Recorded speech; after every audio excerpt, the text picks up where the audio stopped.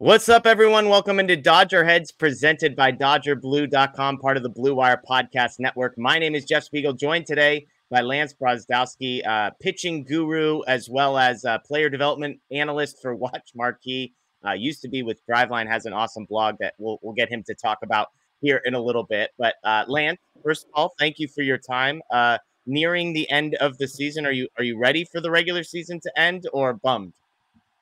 I think it's a combination of both. Obviously, work for the Cubs network, so the fact that they're out of it and kind of were out of it a week or so ago is definitely not the most exciting thing from just how many eyes are on us perspective and how excited are we to finish out the season. But I don't know. I think I enjoy my off seasons because it's a lot of networking and thinking and talking to cool people who I usually can't get in touch with in the regular season. So it's a mix. I love postseason baseball, number one, but I also have things to look forward to in November, December, and then I'm itching for the season. So I'm in the flow, man. I'm ready to go. I'm ready to get some postseason baseball and then make all my calls and talk to some cool people. Fair enough. Well, hey, you're always welcome on the Dodger side of things. All right. I'm not promising we're going to have to talk pitching. I'm not promising a whole lot for you here come the postseason, but we'd love to have you. Let's dive in. Let's start big picture. I've joked that if you ranked the Dodgers top 50, the 15 starters that are on their 40-man, when healthy, if you ranked all of them, I believe it's 6 of their top 9 are currently on the injured list, and it's 7 of the top 10 or something crazy like that.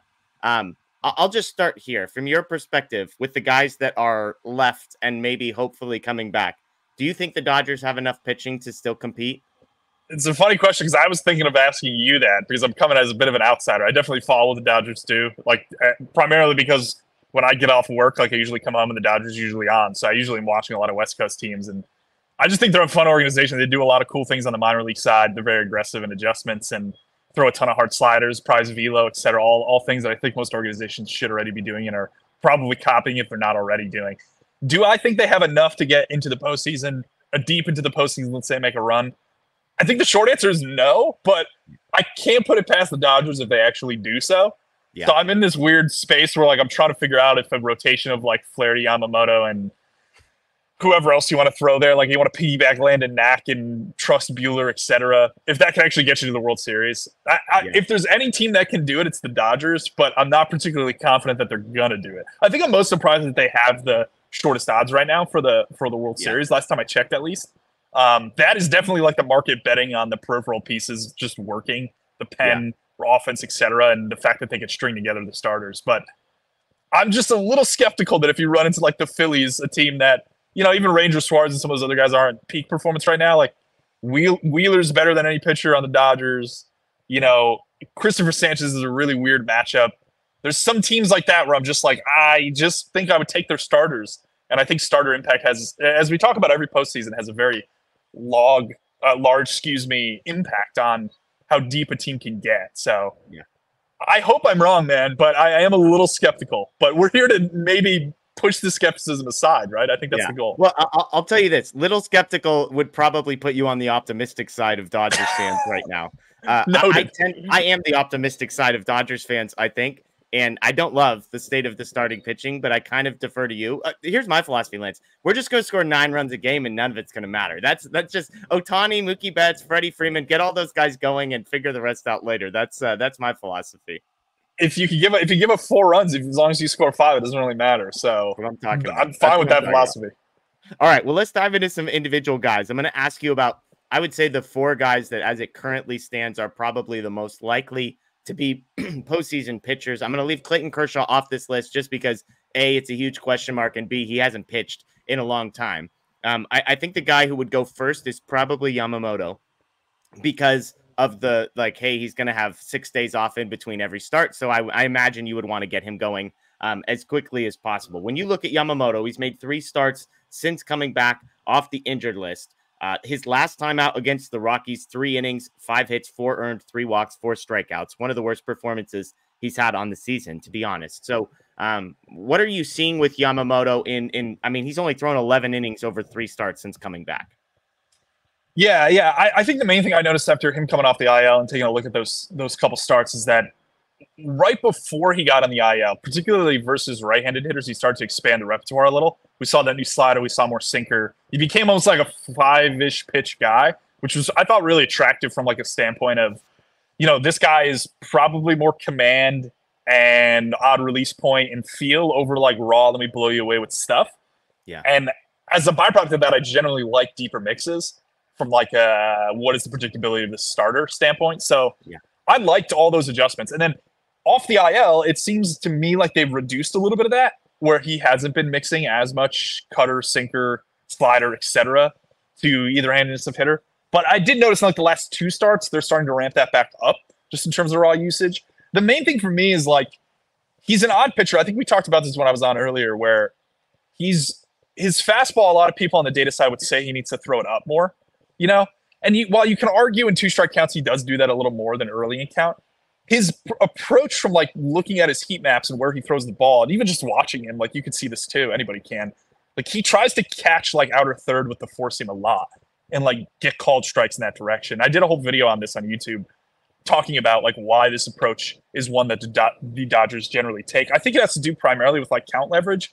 And then the number 2 idea is probably that it has to do with how things work off that outer third line, so to speak, where like if you establish outer third with the fastball, then you could throw things off that to get out of the zone, as opposed to the idea of like if you're just up all the time and then trying to throw sliders off the plate, like you may not get as much chase, swing, miss, etc. Which, some starters have disproven. Spencer Strider's a guy who survived doing that most of his career without needing to go outer third. But Yamamoto does that a lot, to the point where I try to get galaxy brain with some of the Dodger guys, where like I'm looking at them and going, okay, like, is this actually the approach we're going to see when they get into the playoffs? Yeah. Or is this just a ruse, where it's like they'll play around with some other targets, and then like Yamamoto gets into a matchup with the Padres and elevates his 4-seam like 55, 60% of the time. And you're like, he did that like 20% of the time in the regular season. I always wonder about these teams that are almost surefire postseason bets, where I'm almost skeptical that a lot of what they're showing in the regular season is actually what they're going to do in the postseason. So I'm fascinated to see that first start for him as to whether he changes his approach at all.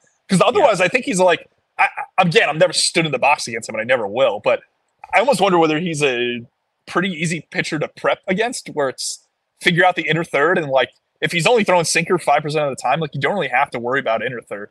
I'd love to see the sinker 10% of the time, 4-seam elevated a bit more and then slider away and like stitch it all together. Next thing you know, he's covering 3 parts of the zone horizontally, and he's really tough to match up with. So I haven't seen a ton different, but I just like talking through who he is as a pitcher, because I think that informs a lot of like what to expect.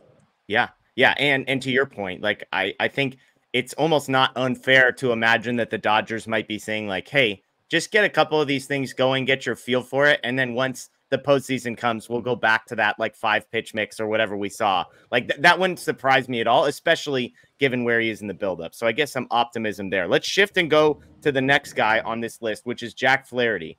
Has been basically the only Dodgers pitcher that has stayed healthy the entire season. I guess Landon Knack as well. Since coming over from the trade, I think he's been solid. Hasn't been amazing. It's been a little bit of a dip down. His last 2 starts, though, have been I don't know if concerning is a little bit too strong of a word. 9 innings, 7 earned runs, 10 hits, 6 walks, just 9 strikeouts.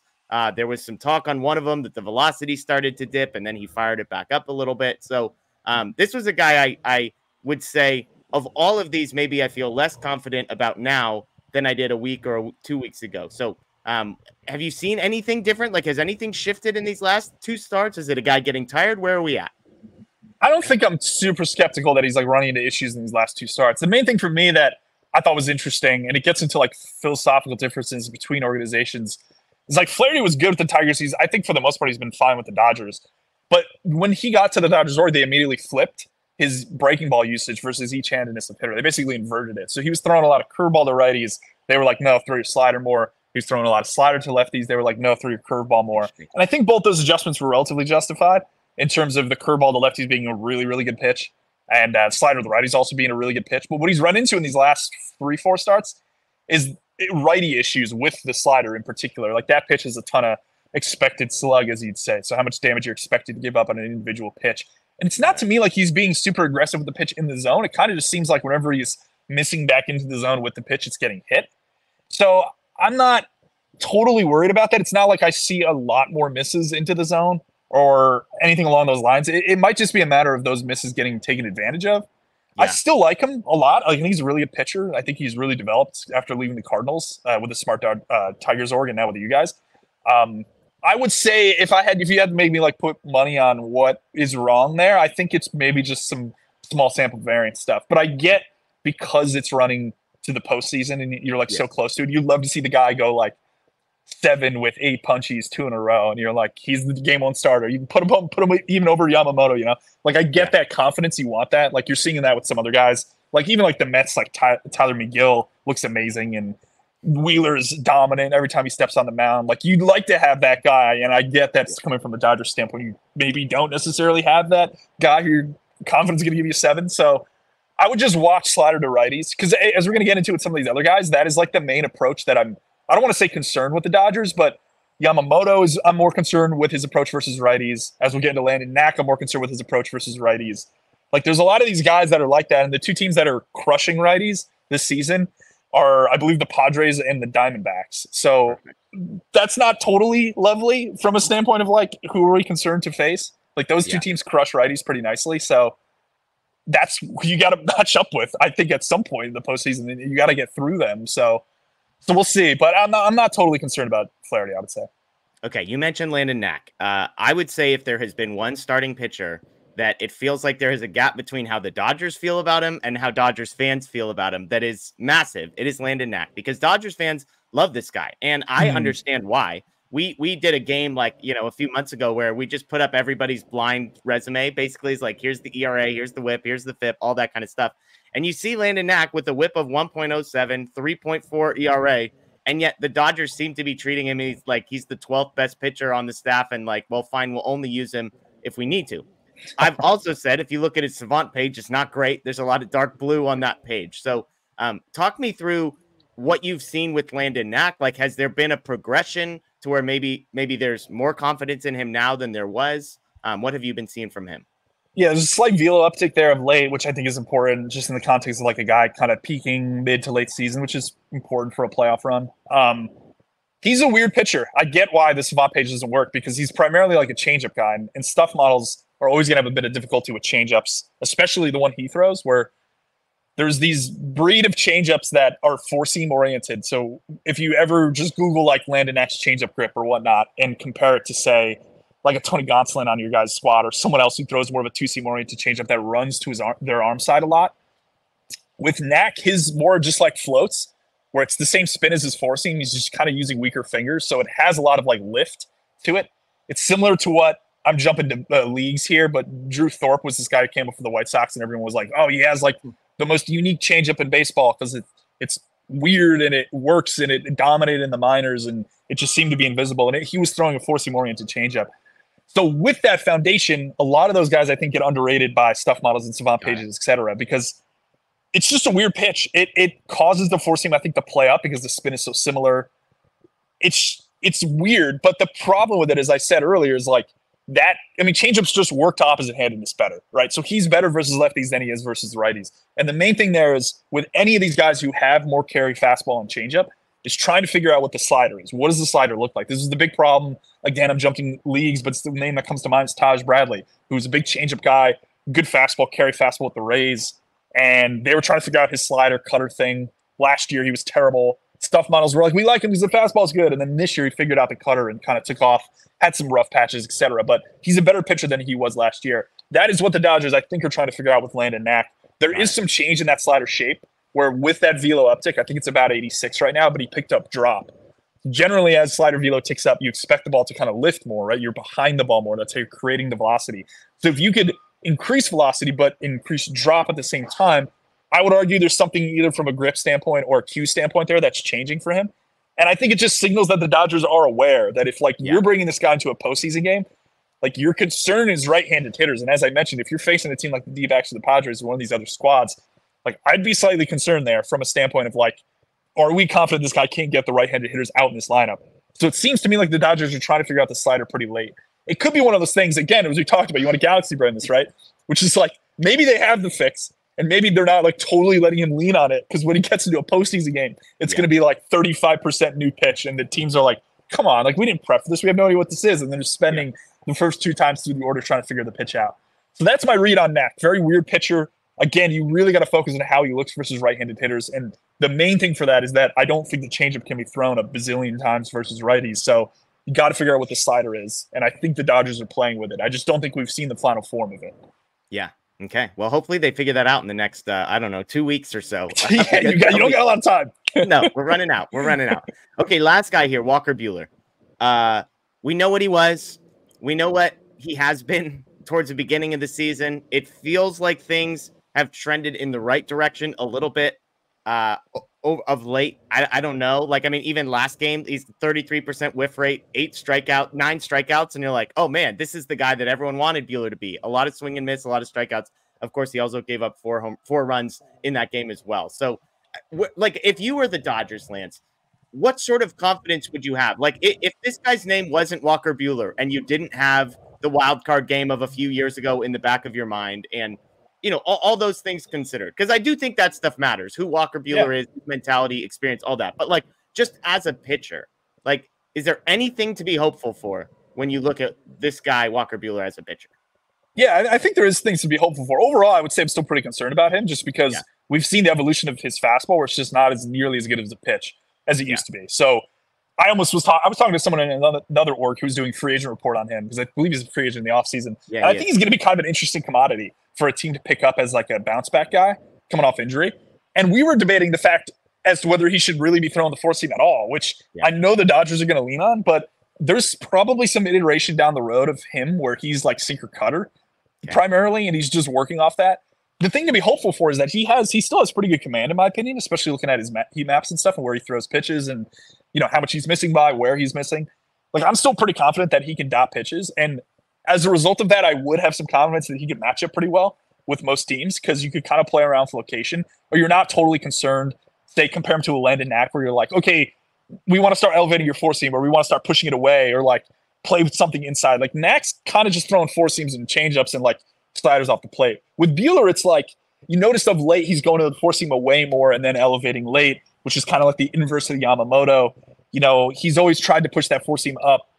2022, I was looking back at, he was more 4-seam down away. So like, there's multiple fastball locations there that I think he can kind of play with, that I like generally from a standpoint of trying to throw off hitters, and also just breaking one pitch into multiple spots. I think creates like a prep problem from like an advanced scouting standpoint, where you're like, oh, this guy throws this pitch here and here.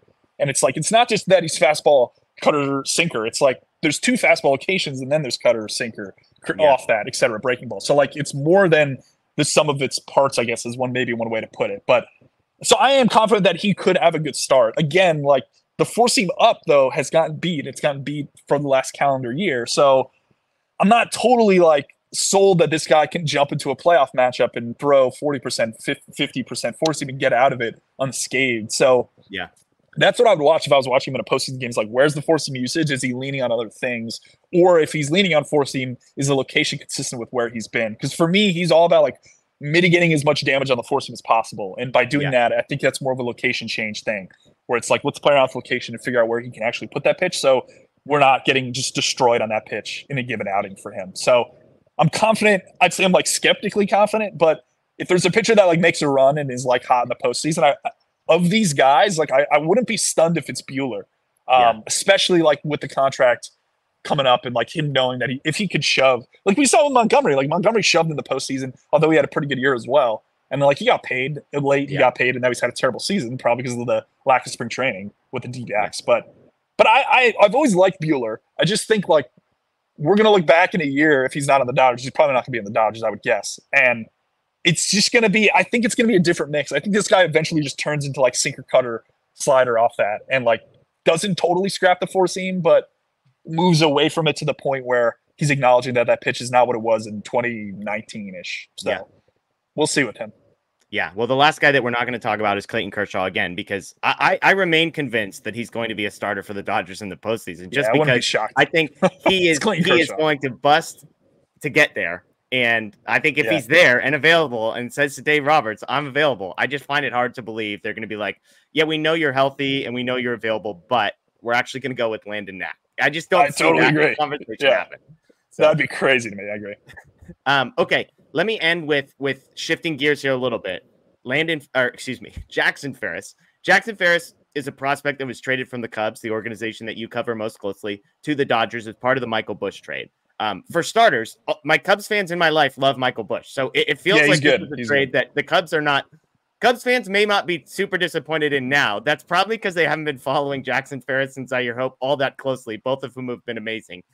But I want to focus on Ferris. He was the Dodgers minor league pitcher of the year. And when he was being interviewed, he said two very interesting things about the transition from the Cubs to the Dodgers. So let me read these quotes, Lance, and then you can kind of take this wherever you want. The first thing that stood out to me is that he said, when I first got traded over to the Dodgers, they kind of critiqued and fine-tuned little things with my mechanics, even though I was younger, which the Cubs didn't want to mess with since I was young. Now that we got to fine-tune some of those things, it really let me take off throughout the year. So that's one piece. The second piece is the Cubs were working with a big sweeping slider. He said this year in spring training, the Dodgers banged that and went to this harder bullet slider. It's easier to control, easier to throw to righties, and easier to throw to lefties. So let's start with the first one. Hey, we're not going to mess with your mechanics because you're too young. And then the Dodgers saying, we don't care what the age number is. We're going to fix this now. What are your thoughts on that? Yeah, it lines up pretty nicely with what the Dodgers do on the minor league side. That's good, which is optimize delivery. Like, they're the best organization in baseball doing it. They throw, I think they have the hardest four-seam fastball velocity last time I checked, if you combine all the minor leagues. This is them. Like, I'm not stunned at all. If you had me predict what was going to happen, it would be jumps velo, because I think he's sitting like 93, 94 now. I think that's pretty similar to what he was with the Cubs. He might have been more 93 flat. But I imagine, again, there's more progression to come here. But they are the best org in baseball at developing velocity, bar none, in my opinion. Like, I think the Guardians are up there too, but the Dodgers are better at taking guys and, like, pushing them even higher. Like, the Guardians have I actually think the Guardians might have the lowest forcing velocity in the minors. They take these guys that are, like, college performers without velo and kind of push them. Whereas the Dodgers take the guy who's, like, 94 and push him to 96. And I think the gains on 94 to 96 are greater than 91 to 93. I think most people would agree with that. So, like, they're just the best at this. Like, this is not surprising at all to me that they did this. So I just think the Cubs might be slightly more conservative in these things. Like, the Cubs throw a lot of four seams in the minors. They like encouraging velo in that respect, as opposed to, like, making drastic mechanical adjustments. He was their prize piece. Like, they crushed that when they drafted him with Dan Cantrivitz, the VP scouting, or it might be director of scouting, forgot his title, but the draft guy, basically, right? Like, he nailed that pick, and I think it hurt to give him up if I had to guess. But they got Busch, who's been one of the best hitters on their team this season. Plays a good first base. Like, he's probably a cornerstone of their team for years to come. They needed to give up a non-40 guy to do it, and he was the guy they landed on. So, yeah, they push velo, man. Like, that's what they do. I'm not totally stunned. Like, maybe the Cubs would have done that, but it wouldn't have been as quick. The Cubs would have done this in 2 to 3 years. He comes up, and then it's like, oh, off-season plan. He's working on velocity. Dodgers are like, don't really care. Like, you're doing this now because we need to figure out if you're like, you have the upside necessary to be a perennial starter. Like, if not, we could just add a starter off waivers and probably make him good. So, like, we need to catch your upside. They're just a more upside accepting team, and I think I like that way from an operational standpoint, but I know a lot of orgs are not willing to do that. Quickly on the shift from a sweeping slider to a bullet slider. Again, This is a guy who dominated all season. So it's hard to say, I don't know if that was a good decision or not, because clearly it worked. Philosophically, what can you tell us about the difference between those two pitches? Oh, he's spot on. Like, it'd be crazy to question Ferris, but it's obviously easier to control. Like, there's a general principle that the more the ball moves, the harder it is to control. I generally think that's true. Maybe it depends on the specific pitcher, but you're just not going to be able to dot a big sweeper. And he had two massive shapes because his curveball's huge. It's like a 75 to 77 mile per hour pitch. It's a big loopy pitch. It's more like called strike, get me over, maybe bury occasionally to righties. But, adding a sweeper with that, it's like, okay, is that unnecessary to some extent? And oppo-handed sweepers don't work, and the Dodgers also hate sweepers with starting pitchers. I think if you look at like first through fifth inning over the last 2 seasons, sweeper usage, however you want to classify it, I think the Dodgers are probably bottom 5 in the league. That's, again, a telltale sign of what they do as an organization. Like, they prefer early count strikes, which sweepers aren't going to give you, and short sliders are. So encourage velo on hard sliders.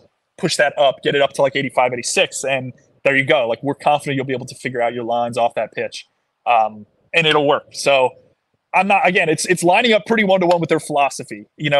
I maybe wouldn't have guessed that they push velo this quick with him, because I thought that he was sitting okay and he was still pretty young. So I get the Cubs angle there, but I really wasn't surprised at all that they flipped him to a slider. And I'll also say the Cubs are aware of what they did with Ferris. Like, I've talked to some people in the org about it, and they're like, yeah, we saw immediately. And you know, I'm not going to get into like specifics on what they thought, but like, yeah, it's not totally surprised. Like, it's one of those things to me. Like, I like looking at aggregated data of like what happens in the minors among teams. Yeah. Like, you got to look as other organizations, and I don't know how many do, at what other teams are doing. Like the Dodgers and the Rays do very interesting things and develop pitching really well. The Guardians do something very different and develop pitching really well. The Dodgers and Rays are 1-2 in terms of slider velo in the minors. Like, there's signal in that, you know? Like, I wonder whether some teams are like trying to figure out their own way or individualize. A lot of teams say they individualize, and like, listen, like every team individualizes. Like, we can see your fingerprints in the minors, like based off your individualization, where it's like you prefer certain things or you're good at doing certain things. And I think it'd be crazy to look away from the orgs that do it the best and assume that you have a better path. So yeah, maybe teams do, but the Dodgers are the kings of this stuff. So anytime they do something cool with the guy, I'm all ears. And they nailed it with Ferris. I think he's gonna be very good for a long time. Yeah, I wondered that. Like, if you're the Cubs, do you have the humility to trade a guy to the Dodgers and almost say, "Hey, we want to see what they do"? Like, what were their next 3 steps that they want to do with the guy that we weren't thinking of, or like, oh, okay, we were going to do that too, so we can feel better about things, or like, man, maybe we need to reevaluate things because, again, they took a pitcher that was highly regarded within the Cubs organization, and then now he is literally the Dodgers minor league pitcher of the year and is going to be a guy that we're going to see across top 100 lists. I'm pretty confident, just based on this season. You know, he goes up to AA, 7 starts, 2.5 ERA, strikeouts maintained, that kind of thing. So I'm curious, to your point, like, how do the Cubs obviously watch? Are they like, oh man, we would have done the same thing, or are they like, okay, maybe we need to reevaluate some things? Would be an interesting question. It is a great question. I don't know if I have an answer, but I will say that anytime I see an adjustment with a pitcher, I have a theory that the prior organization always had that same adjustment. It just didn't ever make it to the player. And like, I think this even goes back to Glass now, right? Going from the Pirates to the Rays. Like, I'm pretty confident the Pirates had the exact adjustments that the Rays eventually did with Glass now. You know, and I'm same with Garrett Cole. I would even go back to that. I bet the Pirates at the time had the same adjustment that the Astros had. It's just, if it doesn't make down to the field level, I don't think it matters that the adjustment was in the organization. Yeah. But like, none of this stuff is like crazy rocket science, you know? Right. Like, I don't think, and maybe I'm way underselling what pitching departments do, because a lot of them are really impressive. I think from a delivery standpoint, I will say that's a little bit more finicky. I'm not going to say like the Cubs were like, yes, we have this exact delivery thing we need to clean up with Ferris, and the Dodgers did it. But from like a shapes and usage perspective, a lot of the times I think all the teams are thinking the same. It's just a matter of like, what team can actually get it to the pitching coach, and what pitching coach can actually sell it to the pitcher, or coordinator can sell it to the pitcher in the minors. And that, I think, is where you get these small edges between teams, where it's like, we'll do this quicker and we'll get this guy to the majors faster. And other teams are like, we wouldn't have done that. It would have been another 3 years. So yeah, it's fun to think about for sure. Well, Lance, let folks know where they can find you, your Substack, all that kind of stuff, YouTube channel. Yeah, YouTube's Lance Braz. I have a bunch of videos. I often do stuff on the Dodgers. I did something on Kopech. Substack's Lance Braz as well. Just Lance B-R-O-Z for everything. First 4 letters, my last name. I'm pushing Substack and YouTube this year. So it's been fun to kind of grow on your guys' medium, which you guys have dominated. So I've tried my best. Hopefully I had some value. You're the best. Your stuff is awesome. Enjoy the last week or so with the Cubs. And like I said, we got a seat on the Dodgers bandwagon ready for you once the postseason starts. I know you can't say out loud that you'll accept it, but I want you to know. The Cubs are out of it, man. I'm a mercenary now. I can pick whoever I want. There you go. Well, Lance, thank you. And thank you, everybody, for watching. This is DodgerHeads presented by DodgerBlue.com. If you're new, please subscribe, ring the notification bell. Check out Lance's YouTube page as well. He's got, as he said, stuff on Michael Kopech that I'm sure a lot of our folks will enjoy. So enjoy the rest of your day, everybody. As always, go Dodgers.